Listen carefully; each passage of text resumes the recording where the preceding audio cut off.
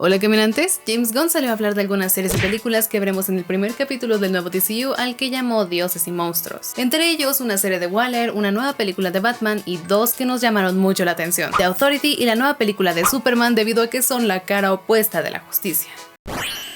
Ya antes de que se presentara la nueva visión sobre Superman, muchas personas estaban en desacuerdo que se creara un reboot del universo DC. Algunos porque legítimamente querían ver el final que tenía planeado Zack Snyder. Otros porque quieren ver una versión más oscura de los superhéroes. Aquellos que desprecian los productos de Marvel por su así llamada fórmula de colores brillantes y comedia. Aquellos que piensan que un Superman que no sonríe es mucho mejor que uno que da esperanza. Y es que, en palabras del mismo Gunn, el mundo necesita un Superman amable. Pero, ¿realmente eso es cierto? ¿Se necesita un Superman que baje gatitos de los árboles? ¿Se necesita un Superman Boy Scout? ¿O es hora de cambiar y adaptar al primer superhéroe a algo más apegado a nuestros tiempos? La verdad es que los dos tipos de Superman pueden coexistir y funcionar. No por nada tenemos historias como Injustice, pero creemos que el Superman del universo principal, ya sea en los cómics, series o películas, tiene que ser el Superman que siempre hará lo correcto, aun si hacerlo es muy difícil. Vieron la fealdad de la violencia como una solución y los asustó.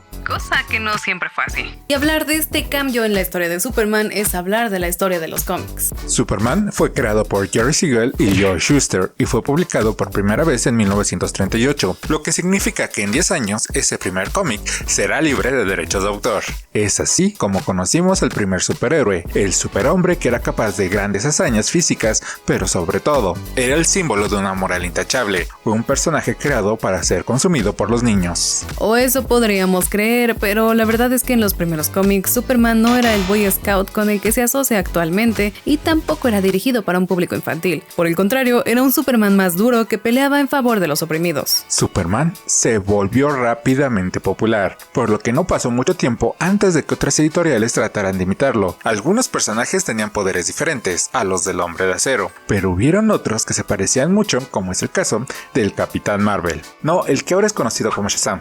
Esto podría parecer increíble, pero nada más aparecer el mortal más poderoso del mundo sobrepasó la popularidad del Hombre de Acero. Es así que DC tomó cartas en el asunto y demandó a Fawcett Comics, pero también modificaron lo que estaban haciendo con su personaje para que se pareciera más a Shazam. Capitán Marvel tenía mayores ventas debido a que rescataba chicas en Venus, peleaba contra robots gigantes o científicos locos, mientras que Superman solo peleaba contra gángsters o ladrones de bancos. Es por ello que el primer científico loco contra el que se enfrentó, Lex Luthor, que por cierto debutó unos meses después que el Dr. Sivana, perdió su cabello rojo en poco tiempo. Es así como Superman pasó a ser un producto dirigido a los niños y las ventas se recuperaron. Pero en la sombra se cernía una nueva amenaza para el último hijo de Krypton y toda la industria del cómic. La Segunda Guerra Mundial había terminado y el comunismo era la nueva gran amenaza. Es así que para combatirlo, Estados Unidos creó unas reglas no escritas sobre The American Way, en donde la familia era la base de la sociedad y todo lo que atentara contra ella tenía que ser destruido. Es entonces que en 1954 se creó The Comic Book Authority y que asociaciones principales de padres preocupados querían censurar los cómics porque para ellos estaban llenos de violencia, gore y chicas en ropas provocativas. Así que para venderse los cómics tenían que tener el sello dado por la Asociación de Revistas de Cómics de los Estados Unidos. El problema fue que el cómic en sí, un medio como la televisión o el radio, fue considerado exclusivamente para niños, por lo que si algunas editoriales querían imprimir contenido no apropiado para los niños, tenían que recurrir a imprimir sus cómics en un formato más grande y alegar que era una revista. ¡Oh! ¡Alguien quiere pensar en los niños, por favor! Estas épocas fueron de lo más raras en los cómics, con historias autoconclusivas que no seguían una continuidad, historias tan raras como la que ya les contamos en un short, con una Lois Lane que besa a la Liga de la Justicia para salvar a Superman. Y llegó Marvel Comics.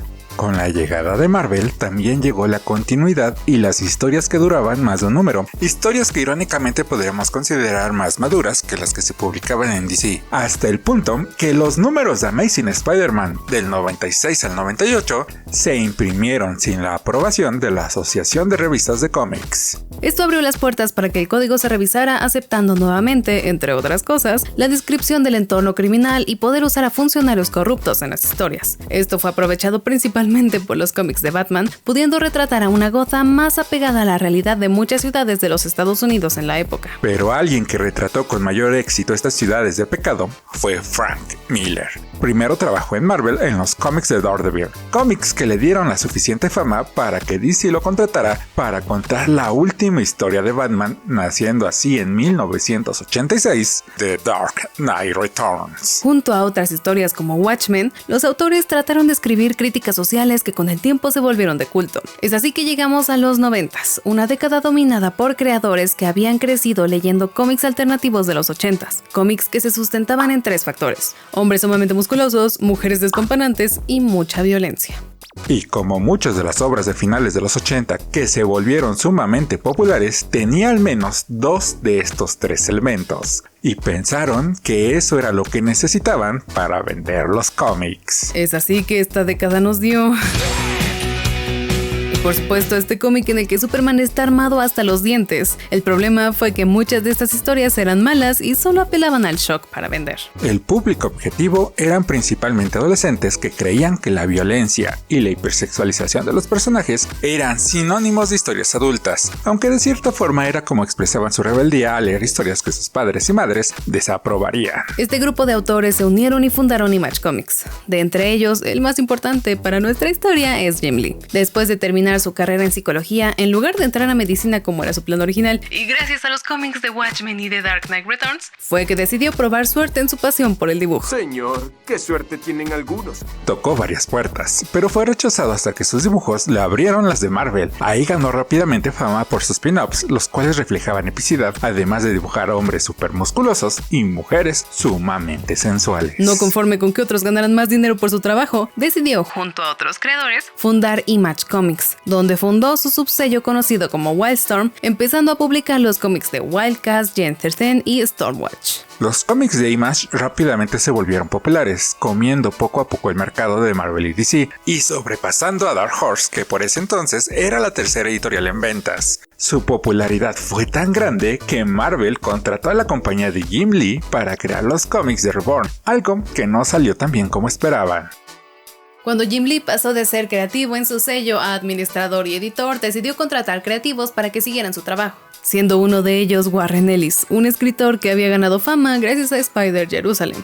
En Wildstorm empezó a trabajar en Stormwatch, pero decidió darle un nuevo nombre, y es que en sus propias palabras, convertí Stormwatch en The Authority, ya que descubrí que a pesar de que nadie estaba leyendo el cómic, lo mantenían vivo porque les gustaba leerlo en la oficina y querían mantenerme ahí, y eso me hizo sentir terriblemente mal. The Authority se volvió popular ya que mantenía la violencia y el estilo de personajes que creó Image, pero también creaba una crítica a los superhéroes clásicos, ya que este era un equipo de superhéroes que haría el trabajo por todos los medios necesarios, un equipo conformado por co-creaciones de Warren Ellis, con excepción de Swift. Este era un equipo que no dudaría en matar abiertamente a cualquier criminal que atentara contra la paz mundial. No habría juicios, no serían encarcelados y, por supuesto, no tendrían la oportunidad de escapar para volver a asesinar.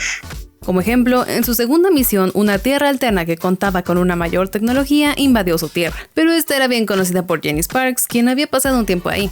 Pero no conforme con detener la invasión, el equipo entero fue a su tierra, inundando completamente su península itálica y declarando que si lo volvían a intentar, acabarían con su tierra completamente. Esto podrá parecer muy épico, pero es evidente que en la península había gente inocente y tal vez algunos no estaban de acuerdo con la invasión. Es como justificar la matanza de gente inocente para poder matar a un terrorista en Medio Oriente. Para esos momentos DC iba a la baja e Image a la alta. Así que para inicios de los 2000 decidieron comprar a Wildstorm con un trato magnífico para Jim Lee, quien se convirtió en editor en la compañía a perpetuidad. Y por supuesto, sus IP se fueron con él. Ahora eran parte de la Tierra 50 del multiverso de DC, por lo que se mantenían separados y para ese entonces Warren Ellis ya había usado personajes basados tanto en Marvel y en DC, como es el caso de Apollo y Midnighter, el Superman y Batman de su Tierra, haciéndolos pareja. O creando un equipo basado en los Cuatro Fantásticos, que mataba versiones alternas de Superman y Green Lantern,